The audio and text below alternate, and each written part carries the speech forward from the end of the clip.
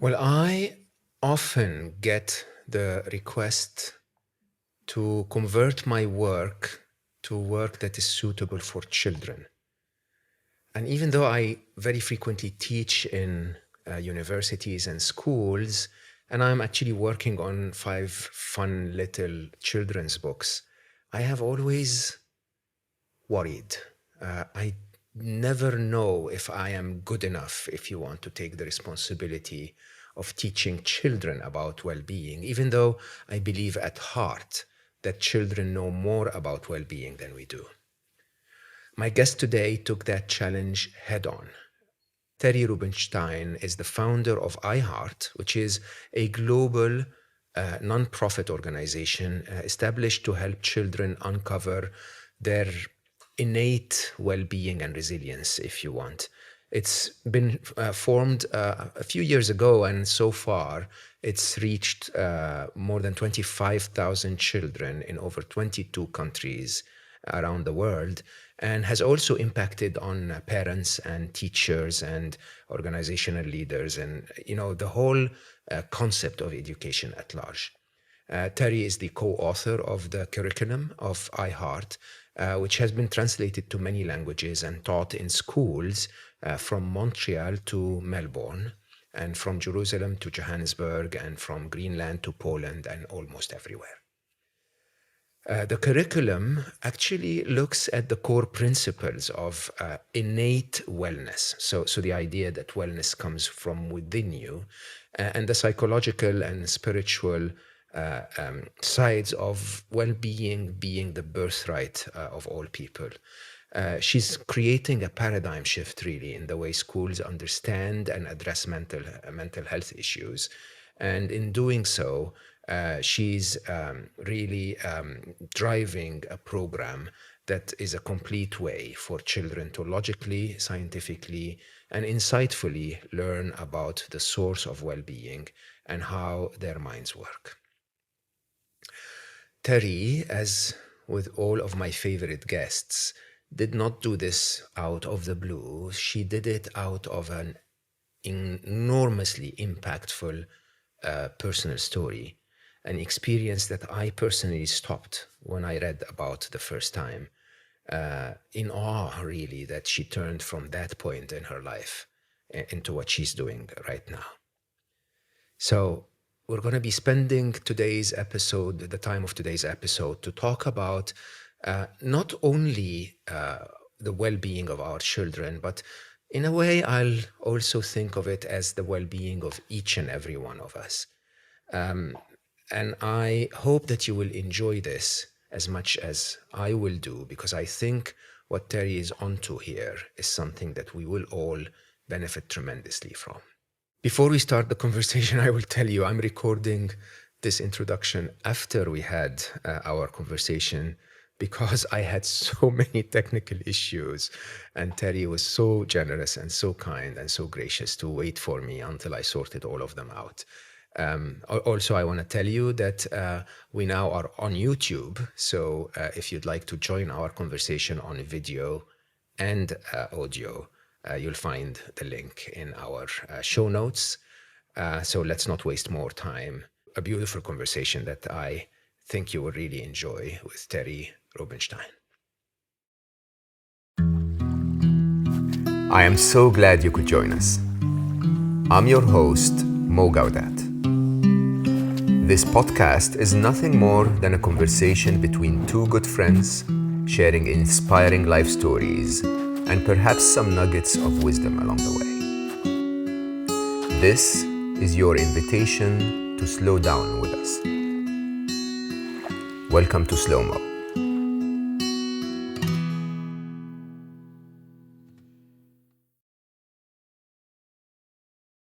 Okay. Oh my God. So this has officially been my most challenging tech setup in history.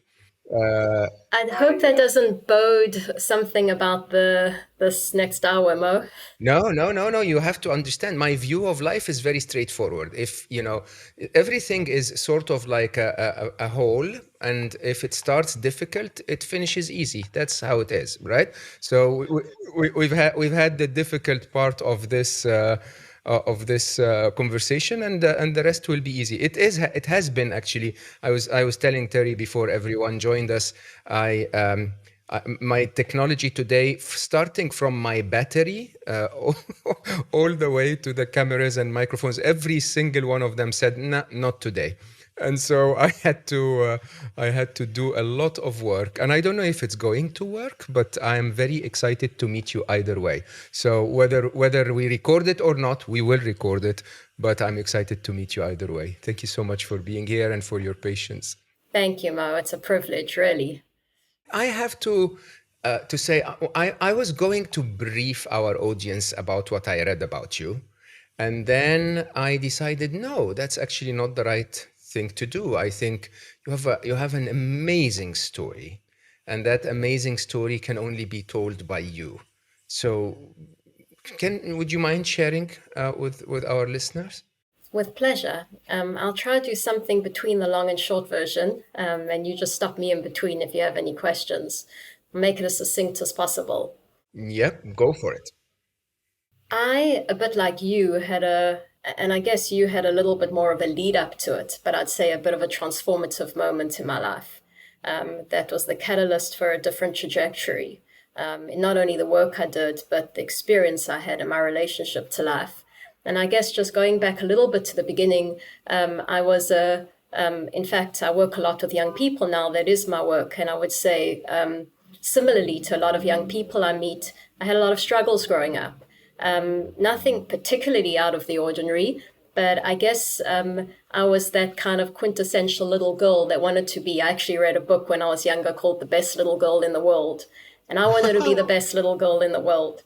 And, I wanted to feel that I was comfortable in my own skin and that people liked me and that I was thin enough and good enough and pretty enough and clever enough.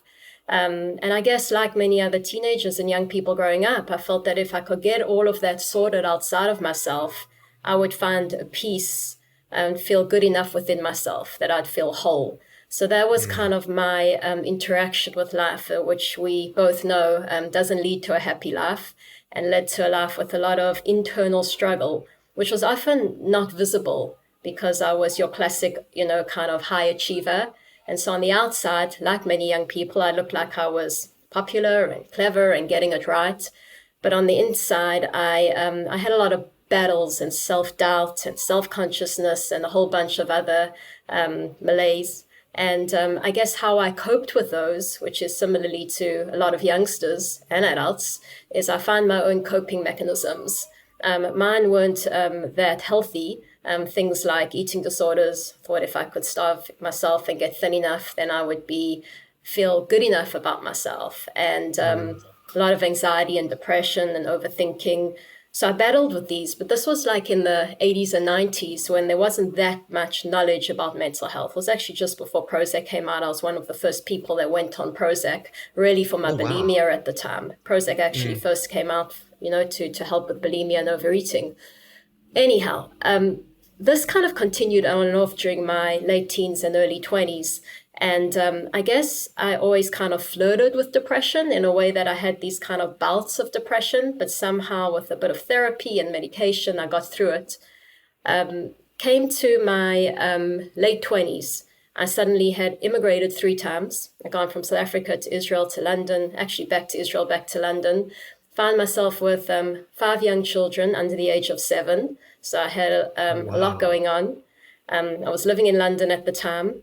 And I'm going to take you to a day that was quite a important day in my life. It was day, I can't remember the exact date, but it was in February 2004. And I often tell people that I woke up, but not in my own bed. I woke up in the ICU of the Royal Free Hospital here in London. And I tried to take my own life and nearly succeeded. I was in a coma for quite a few days. And what led up to that is that I was going through what I called in hindsight the Great Depression. It was a depression that had lasted 18 months, and it wasn't like the other depressions. This one seemed like it was here to stay. I often say people say to me, how could you take such a step when you had 5 beautiful children? I had 5 boys at the time, now I have 6. And I said it was like, my favorite band, Pink Floyd, said it was a momentary lapse of reason. It was that moment of complete hopelessness, where there's nothing rational, but I need to escape. It was my way of escaping in that moment. But what was interesting, Mo, wasn't all of that. It was what came after. Because when I came home from hospital for 6 weeks, I experienced something that confused me, kind of delighted me, but confused me. It was almost like I was enveloped in this deep feeling of peace. I felt peace. I felt an incredible feeling of love. I felt full and good enough and whole. My mind was crystal clear, where for months and months, I just felt like I was treading through kind of mud.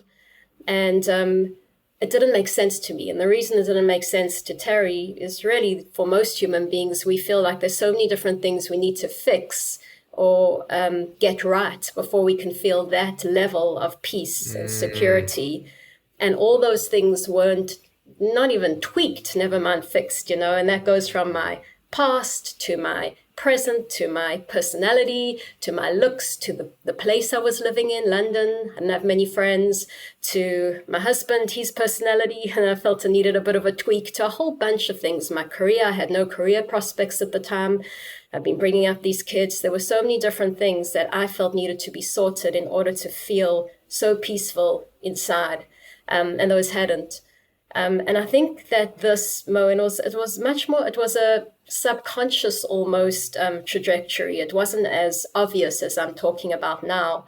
But I think what it did is it catapulted me onto a different road, because the road I was on was one of, you've got mental health struggles, and you need to have more medication, and we need to look and see if you need to be an inpatient somewhere.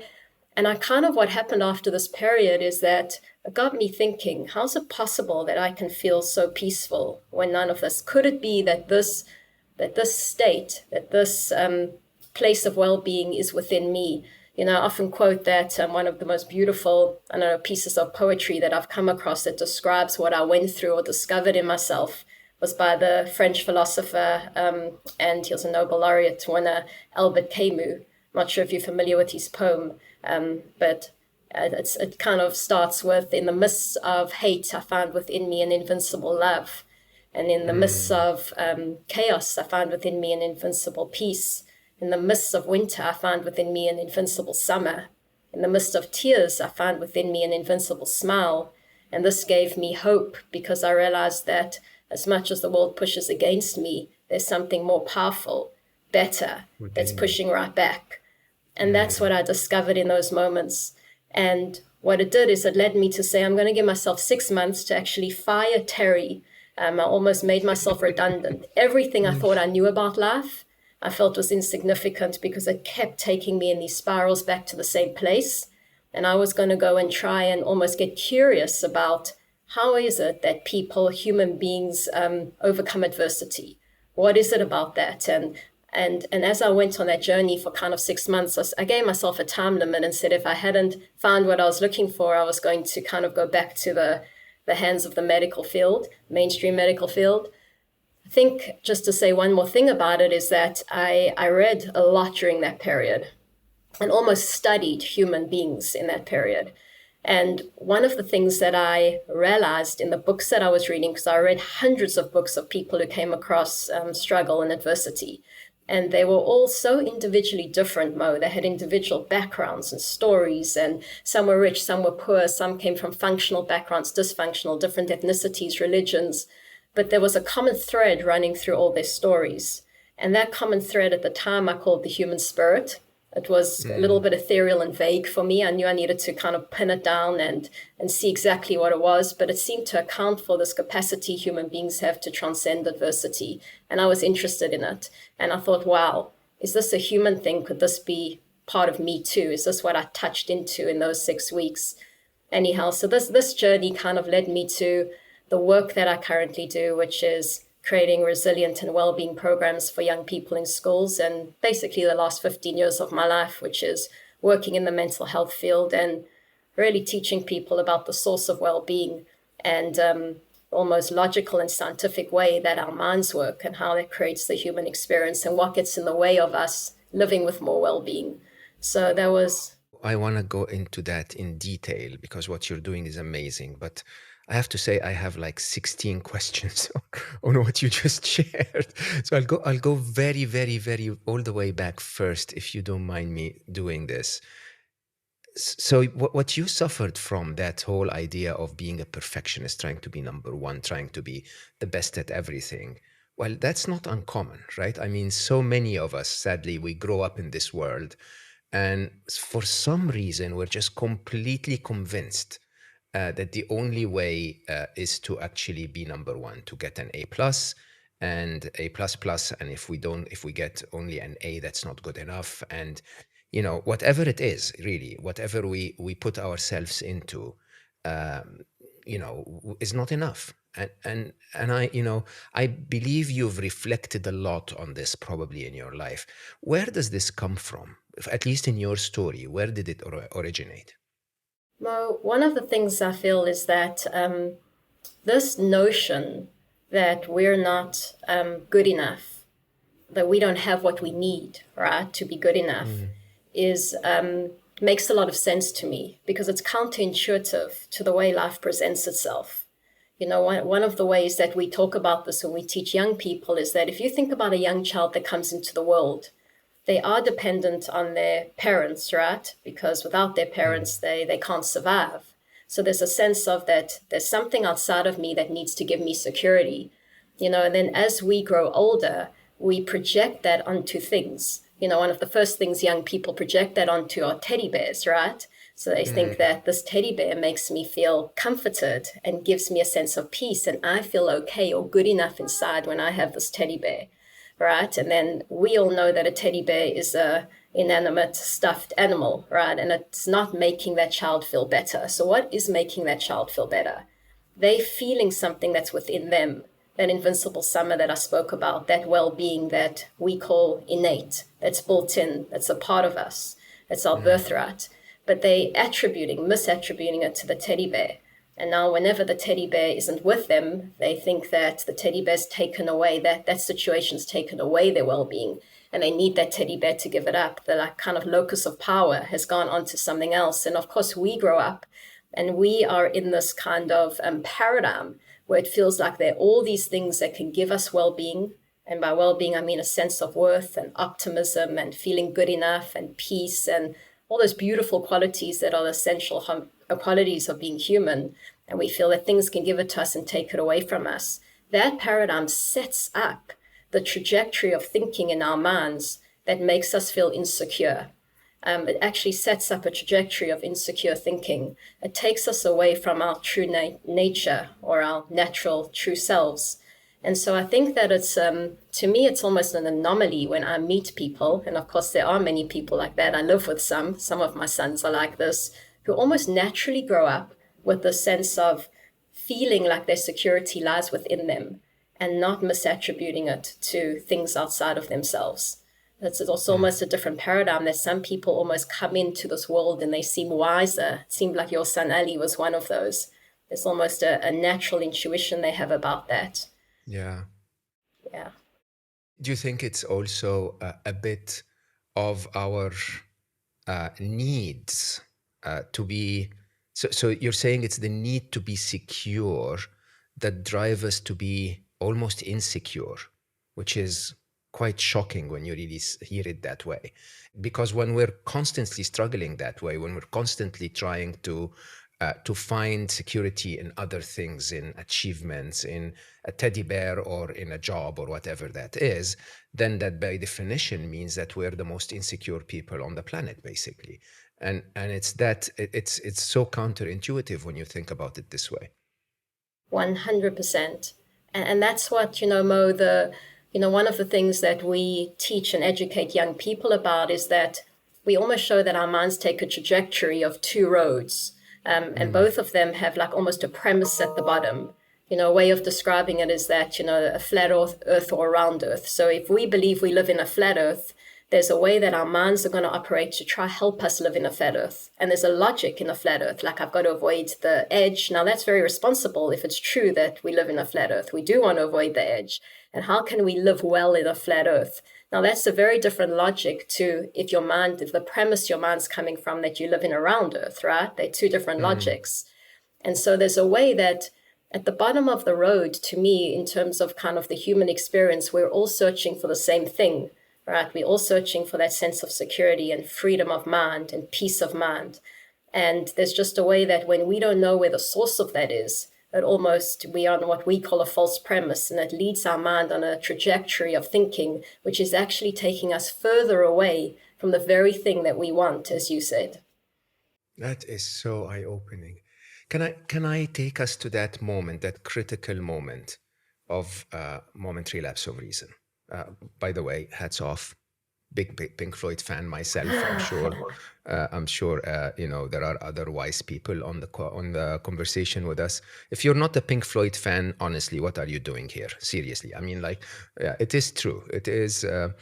That's one of those absolute truths, Mo. No? Yeah, right. It is undeniable. And the thing about Pink Floyd, you start with listening to an album, and then you think you get it, but then you realize on the third time you listen to it that you didn't get anything at all, and then now you think you get it, and then 6 times later you realize you didn't get it still, and now you get it, right? And isn't that a wonderful experience? Anyway, not pushing Pink Floyd on anyone, but come on, stop the podcast and go listen to Dark Side of the Moon or something. Anyway, having said that, momentary lapse of reasons, I mean, in an interesting way, it's scary what you said. And, I know from observing your work now how giving and responsible you are, but at that time, you completely, your mind completely says, that's it.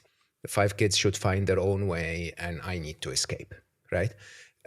This, by the way, I don't think is unusual. Huh? So people who get to that point where they're about to take their own life, I always say it's not because of depression, it's because of despair.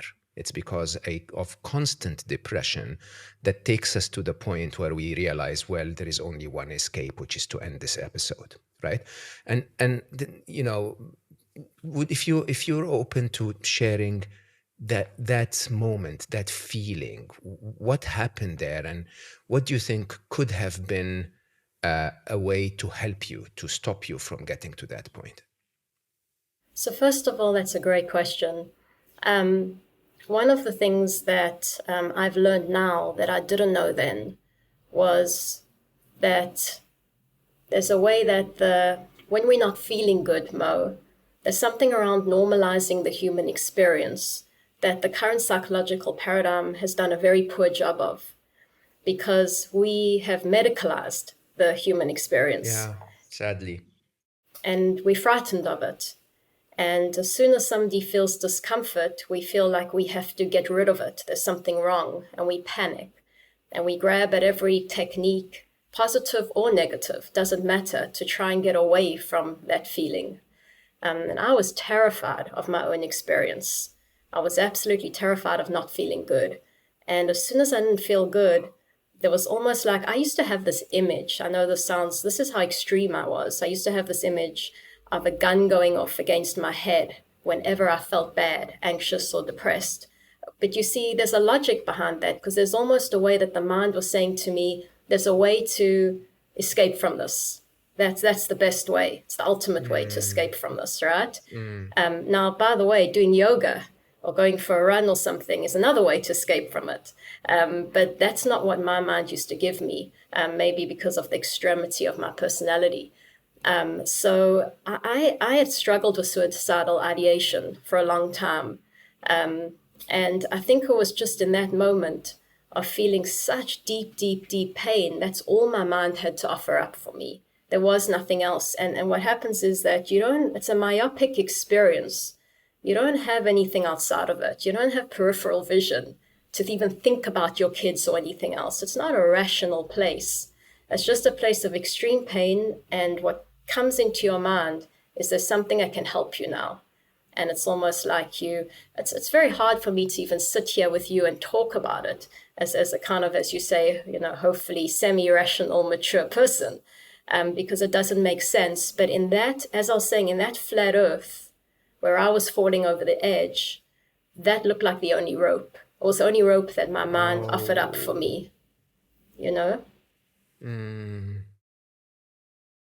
Of course, the problem is if anyone had told you otherwise, you wouldn't believe them. So the idea of realizing that going for a run or doing yoga is also an alternative is something that needed to be generated from your own mind in a way.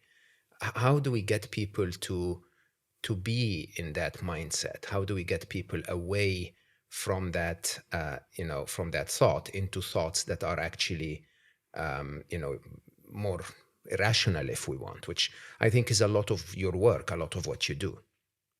Very much so. Mo, coming right, like stripping it back to the very beginning, which is that when we teach young people that these beautiful qualities, as I said, of peace of mind, of deep contentment, of clarity of mind, of optimism, of resilience are built in. And we don't just tell them that. Everything we do, we get them to test it. We want to show them the logic and the science behind that. So everything's experiential in our curriculums. But because at first, of course, any young thinking person is going to say that's not true, right? When someone says something mean to me, that does take away my well-being. And when someone compliments me, that gives it to me. So it doesn't look intuitive to them that well-being is unconditional, right? It doesn't look that way. But when they start to see the truth of that, then what they start to see is, well, next question they ask is, well, how come I don't feel my well-being all the time if it's within me, if it's a constant, if it's built in, if it's the fabric of my psyche, nature of my soul? And so we teach them that it's not because somebody's stolen it or taken it away from you, it's because it gets covered up. The analogy that we use is just like the sun gets covered with clouds, but it's still there. Our well-being gets covered by our own insecure thinking, but it's still there. It's our constant companion. And there's a way that we give them a different definition of what mental health is, because we tell them that it's human that your well-being will get covered up.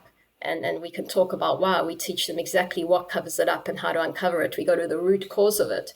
But we say it's human that it will get covered up. That happens to everybody. So whether you're experiencing the full beauty of your well-being, whether it's partially covered up or fully, it's still within you. The knowledge that it's still there is very empowering. It's actually the most reliable thing that we have. Like it's very stabilizing. And also, Mo, I always say what we essentially do with young people is we give them an instruction manual to understand, well, why am I feeling so bad now? Exactly what's going on, and how do I navigate myself through this territory of uncovering my well-being? Because we give them almost an in-depth, very logical instruction manual, they now feel they can use that to navigate their way through this territory, rather than just feel like they're at the effects of their mind. You see, I used to feel that my mind was just this random kind of crazy thing that could make me feel ways I didn't want to feel. And I felt very victimized by my own mind.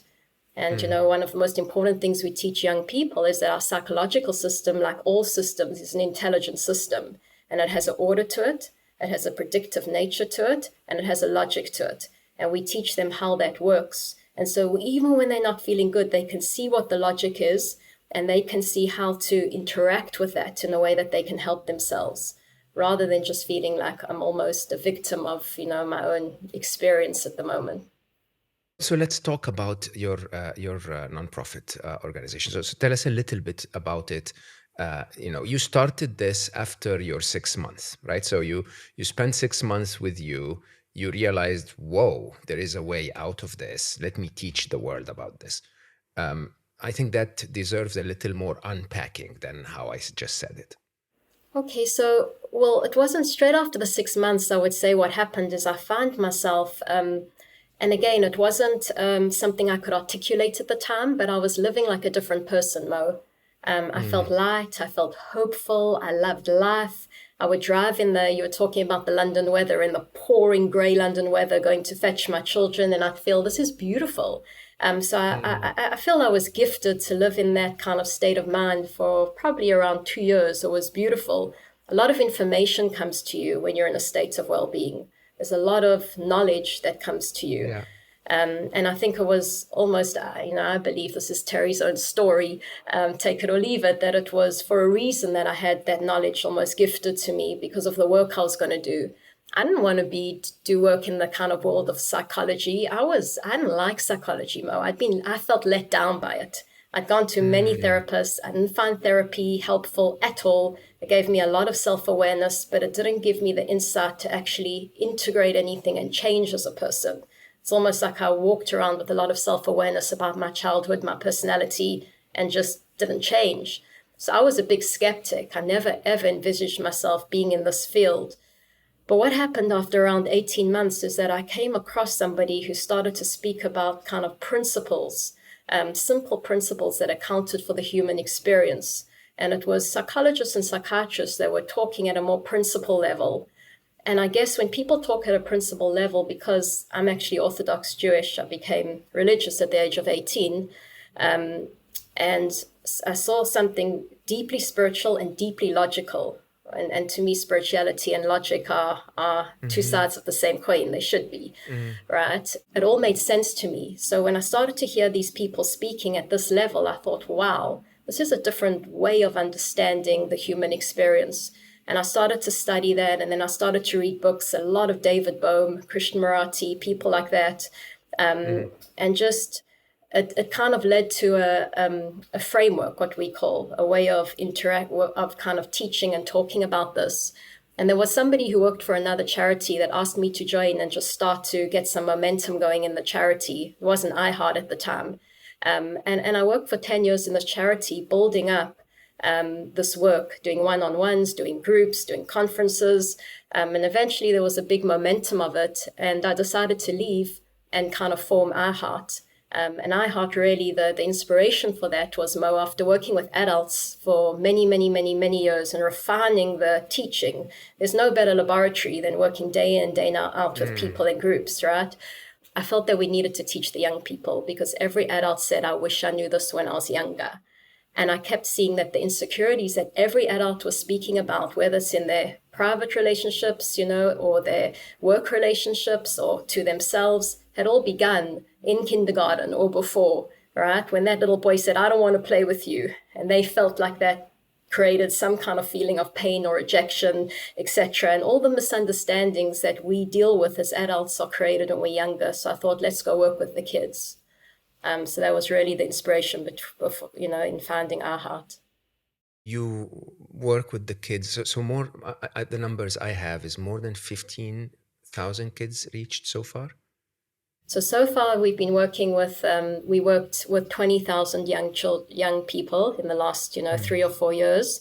We created a curriculum. It's a 11-hour curriculum, which we've trained 600 facilitators globally around the world. It's a 3-month training, 100 hours. They get trained in this curriculum and then they go out and teach it. We've now moved to digital because we see that we can't scale and get to the kind of numbers we want to create a paradigm shift. We've got a big vision. I know you have too. So if with a person standing in front of children. So we've just actually finished creating our first digital program. For the children to attend it directly without a facilitator. Our main target at the moment is schools because that's where the children are. So all our work's been done in schools. That's where they kind of conscripts, captive audience. Yeah. And that's where the children are, and that's where the children are not taught about their well-being. Let's put it this way. 100%. I always say it's a missing piece of education. Yeah, I mean, I've always been very, very open about education. I actually think what you're creating online is probably what education is all about. We normally mix up the idea of learning and the idea of education. Education is just a technology that was simply conceived thousands of years ago. It's instead of teaching someone something, get 5 of them in one place and then teach all 5. It's more efficient, right? But I think that technology is proven a little less effective recently. Let's put it this way. Can I go back? So so a child will be taught about what causes stress, what causes those, unhappiness, unhappy feelings, depressions, and so on. Uh, Tell me, what are like the top 3 lessons we try to teach a child in that program? First of all, Mo, for us, there's always a framework, a basic framework that needs to be taught, almost a foundation.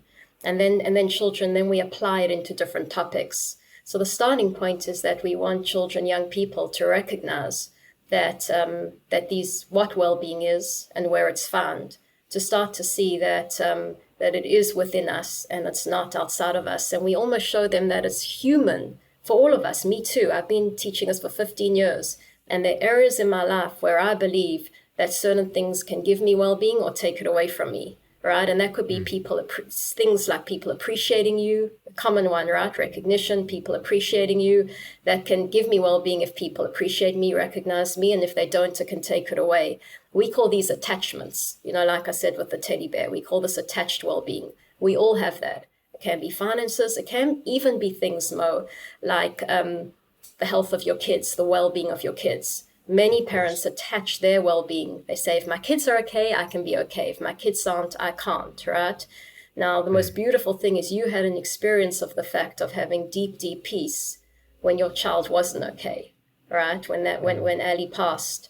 And that was such proof to you that's possible, that well-being is unconditional, even in the face of a parent's worst nightmare. Now, most parents would question that. They think that, because they haven't had that experience. But we teach children the truth of that as a across-the-board truth. And then we get them to start to get curious about their attachments, right? What are the attachments that they have that seem to be able to give or take away their well-being? And we get them to kind of almost see. So, Mo, for example, if a child believes that if they achieve good results, that can make them feel good. And if they achieve bad results, that can make them feel bad. So results or achievements can give or take away their well-being. Imagine the stress that child's going to have around exams. Anytime there's exams or something that's kind of seeing how good they are, they're going to start to feel a lot of stress, and they're going to have a lot of thinking. Now, the interesting thing I wanted to say to you, Mo, is that I think this is such an important point, and you're the happiness expert, so you can tell me what you think of this. One of the things that we teach young people, because we try to give them signposts to show them when they're on what we call the attached well-being road, things that you're going to feel like being anxious, controlling, having expectations, comparing yourself to others, jealousy. All of these things are almost clues or signposts, psychological clues that you're on the attached well-being road. Right? Because of course you're going to try to control your environment when it feels like that thing can take away your well-being, right? And of course you're going to be stressed about something that can take away your well-being. It makes absolute sense. So we teach them those signposts. One of the signposts that we teach them is something called attached positive feelings. And attached positive feelings means all these qualities I was talking about, which are innate. We can experience those qualities on the attached well-being road, but they're not those kind of qualities of well-being because they're attached to something or someone. So I'm happy because I got an A+ on my exam. I'm hopeful because it looks like I'm going to get that job offer. I'm whatever it is. I'm feeling peaceful because all my kids are doing well. Now, that's not well-being because that's attached to something. And as soon as your kids aren't doing well, as soon as your grades drop, that happiness falls away with it. So that's what, to me, a lot of people are confused about in this kind of current kind of psychological paradigm, because a lot of us are feeling secure and happy because of, it's what we call attached positive feelings. And then we get all kind of confused by why we're going like this all the time, up and down and up and down. So, that's something that we teach children. So we're really teaching them about, also what we do is we track their thinking. We show them, like, if you believe that that exam result can take away your well-being, what's the kind of thinking you'll have? And they start to see the kind of thinking they'll have is very logical and predictable. The mind's always trying to help us. So it's going to try and see, should I study? Oh, but I don't want to study. And what happens if I don't do well? And all the thinking of the mind is actually very logical and predictable. We want them to see that there's a logic the mind's working from. It's always following a premise, and it's always got a very logical trajectory. But of course, as you know, we feel our thinking, so it feels very uncomfortable, that thinking. And we give the children a whole bunch of questions to get curious about their attachments, to start to poke holes in them, to see, question them. Because Mo, when that attachment falls away, when we don't believe, a person doesn't believe that their achievements can give or take away their well-being, when that kind of iceberg falls away, all that thinking attached to it falls away too. You don't believe that the earth's flat, all the thinking about how to live in a flat earth falls away too. And one of the things that I think is a big discovery we've had is that it's much, much more powerful when a person gets that insight around the premise, that the premise is not true, rather than trying to work with the thinking on that road, trying to make it better, because it's almost like just trying to have a nice experience of living in a flat earth, rather than actually having an experience of living in a round earth. I think this is very profound, actually. So getting to the premise is actually not I have not included that in my work, even though, when you think about the 6 grand illusions and the 7 blind spots, I sort of address the mechanics that lead to the premise. Yes. Right. Yes. But it's so interesting when you say, look, if you believe that your well-being is going to only be a result of you achieving in an exam, this is almost the Jedi master level of happiness when you really think about it. This is what the Sufis would call to die before you die, to realize that attaching to anything. Buddhists also talk about this. I think all spiritual teachings talk about this, to attach to an object that leads to your happiness, or an event that leads to your happiness, or to a person that leads to your happiness, is an almost sure recipe that leads to unhappiness, because we live in a changing world, and whatever it is that you'll attach to is going to eventually disappear from your life sooner or later, or change, right? And so, or even more interestingly, you're going to change. So the presence of that thing in your life is not going to be sufficient anymore. And it's quite interesting. If you realize that, you start to actually look at life very differently. It's the premise that I need to change. But how can people find the premise? I mean, when you talk to people who believe that the earth is flat, it's not even a topic of discussion for them anymore. It's like, I've made up my mind. It is what it is. What are we talking about? Such a good point, Mo. And it's interesting because David Bohm says he writes about the fact that we have these things as human beings that are necessary. We believe they're a necessity. And he says the Latin word of necessity is seder, and that means something that won't yield. So it won't yield. And in a way, if something's true or real, it doesn't yield, right? You can't shift it. And these things feel rock solid to us. And as a result, we don't even think about poking holes or challenging them, because they're true, they're real, they're necessary. Of course, it's necessary for my child to be okay in order for me to feel peaceful or free or secure. What kind of person would even challenge that? And so what we do is that, for young people, is that's why it's so important to spend a lot of time and we thoughtful about how to get them on board with the fact that their well-being's built in. There's a lot of experiential things we do to prove that to them, that their well-being's built in, because then they see that these attachments, and it's not that hard to find the attachments, because Mo, the interesting thing is that there's probably around 5 or 6 main categories that human beings have of attachments. Really there are. So once you've kind of got them, it's going to almost be one of them, so there's lots of different kind Do you know what those are? I think that's worthy of being in a book. What are our 5 or 6 attachments, or at least some of them in your mind? So tell you that what I feel the main categories are. Our health, your physical health, right? So if I'm healthy, then I can be okay. And if I'm not healthy, I can't, right? And we've all seen people, exceptions to that. Whenever they're exceptions, we know that's not truth. We've seen people who have died very gracefully, etc., right? Or have got a terminal illness and are feeling very peaceful and secure inside. A big one is the health of our loved ones, or the well-being of our loved ones, right? If my loved ones are okay, then I'm okay. A big one is people appreciating us, right? Appreciating, if we need people to appreciate us, recognize us, A big one is financial security. If I have financial security, I can be okay. If I don't, I can't. Another one is, let me think what else. You could say things like achievements or getting things right. I need to get things right. That kind of perfectionist. I need to achieve things or get things right. Almost every circumstance that comes up almost fits into those things. You see, just, you can try think of one, but they almost all fit into those categories. The two that come to mind would be justice, to feel that we're justly treated. Yes. And Yes. the other one would probably be, in the modern world, would probably be romantic love.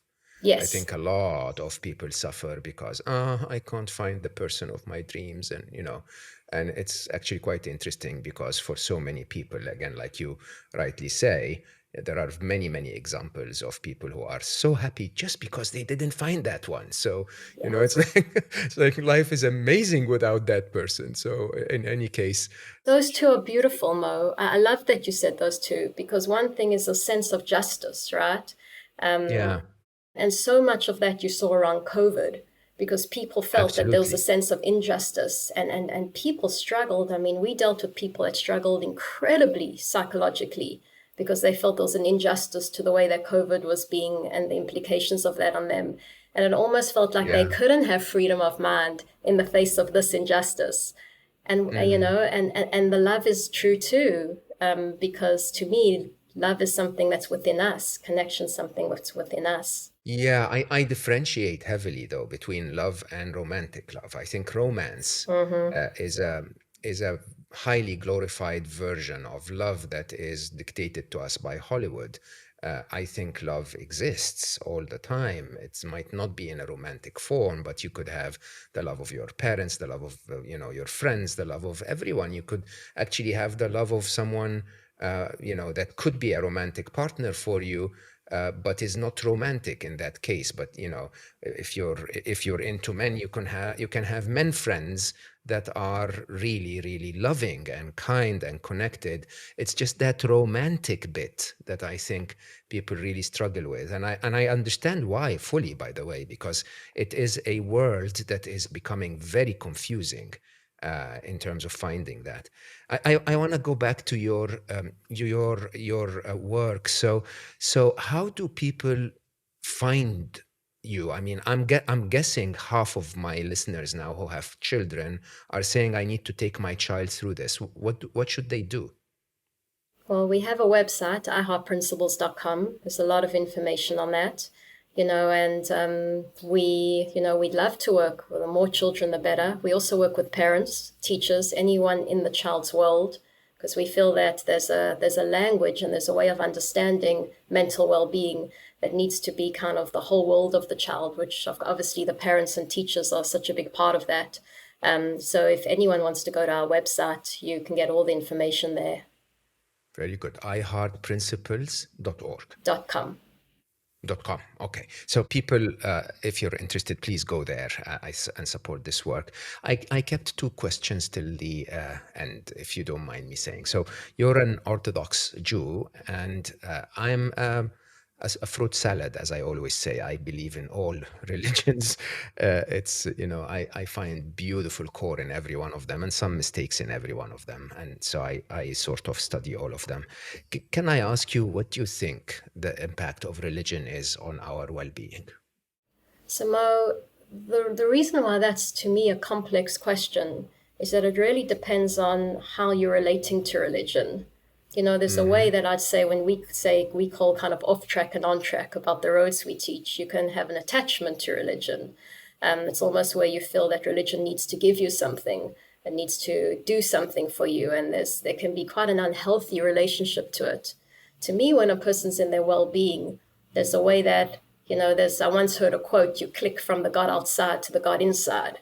There's a way that you feel unified with God, and there's a depth and a way that you're interacting with religion where it helps you to see through the illusion of the physical world, which none of us really can see through, I guess, unless you've had an enlightened experience. But it gives you a framework for that, for seeing that there's something deeper that's going on behind the scenes, that's impossible for the human mind to maybe comprehend or understand. It gives you an orientation towards that, and so it can be an incredibly uplifting, and it's a way to live where you don't, it takes you away from the ego out into, one of the things I always say that I try to do, I fail a lot of the time, but part of what religions help me to do is that you're looking to negate your will to the will of God, to or align the two.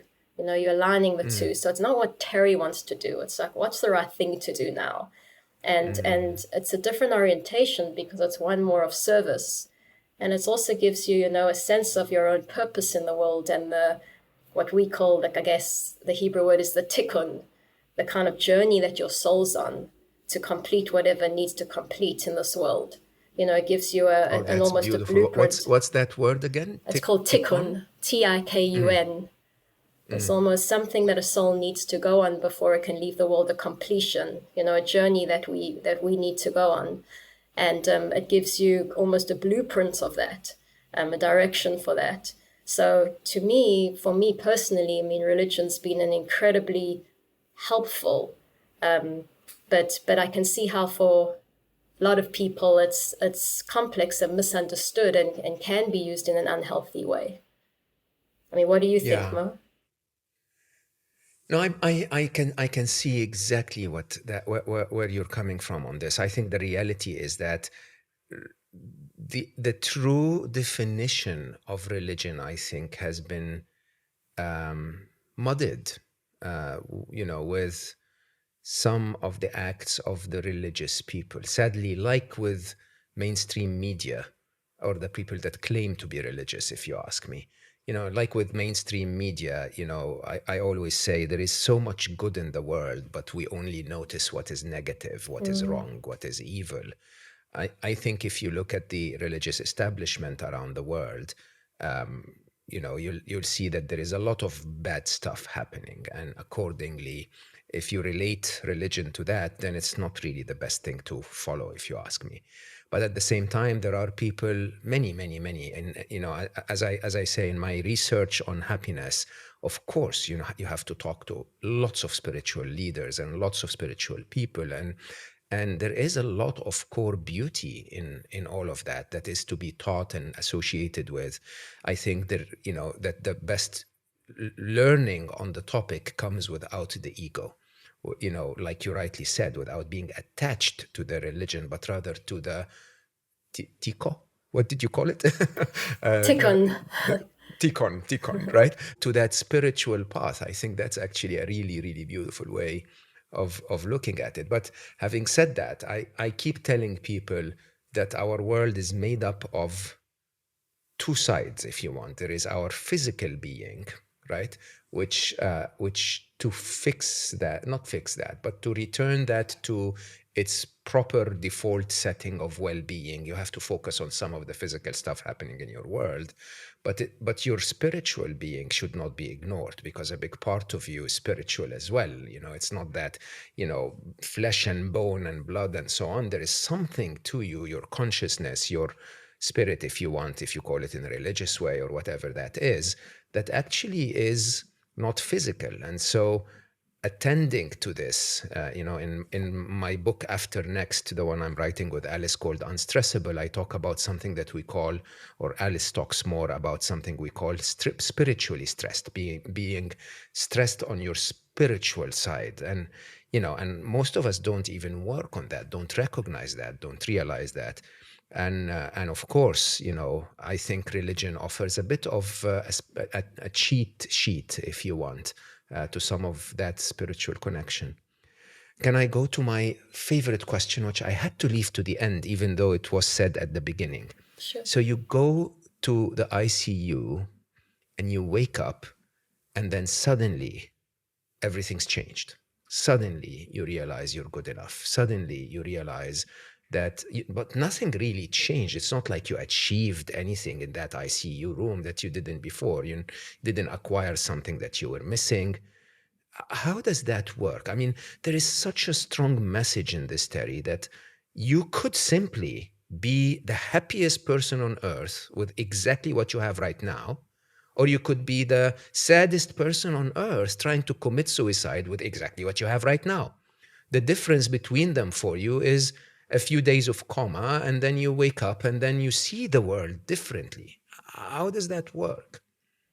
Well, first of all, I have to tell you a funny story that I don't remember being in hospital at all. I don't even remember coming home. Apparently, when I woke up in the ICU, I started to take all the wires out of me and say, I'm getting out of here, which is typical me. You know, even when I had all my births, after 6 hours, I was out the hospital. And apparently, the psychiatrist came to see me to kind of ascertain whether I was healthy enough to leave or a risk to myself. And they said to me, my husband told me this, I have no recollection. How do I know that you won't do something stupid like this again? And apparently I said to them, which was really typically me, I said, I just might, because Chris told me that I have choice, that I have free choice. Chris was my psychologist at the time, who for like 2 years had been trying to tell me that I have choice, right? And I just argued against him. I don't have choice. I'm stuck in this. My situation is what it is, right? Because it felt like life was happening this way rather than this way to me. But it was interesting, Mo. When I heard that, I was like, what? Like, what happened that I had a shift to even say that in that moment? It obviously had been absorbing almost into my subconscious, but my conscious wasn't ready to believe that. So it's almost like the way that I answered that psychiatrist in that moment was really interesting. So I think something had been brewing in me for a while. And I think what happened, Mo, when I came out is that for so long my head had been full, you know, as I said, in my flat earth, when I was looking for escape or something to make me feel better, I'd been thinking about ways to escape that pain. But how can I do that? I've got kids and I'm so stuck. And all I'd been thinking about was how I could kind of, you know, I don't know, die. And then what happened is that when I came out of the coma, it's almost like I had done it. Something I'd been fighting against for so long, I'd actually done. So it's almost like my mind quietened down for a while. You know, you call it your Becky. Becky quietened down for a while. And Mo, when our minds quieten down, we feel what I call our true nature. We feel who we really are. So that's what I felt. My mind kind of gifted me some quiet for 6 weeks, and what I experienced was my true nature. And just to say, Mo, that I do believe that everybody gets these moments, these opportunities, these lessons, but a lot of the times we look past them, or we explain them away. And, you know, I just think that it's lucky when a human being can actually look at what I call a moment of truth or insight and actually use it as a catalyst for more learning. And for whatever reasons, I was able to do that, and I'm very grateful. That's incredible. We have a choice. And if the mind quietens down a little bit, you just see your true self. And so suddenly you're able to make the right choice. Gave me I hope. think that's incredible. Yeah. Yeah. And I think you did make the right choice because, you know, all the work that you do is incredible. It really is quite something.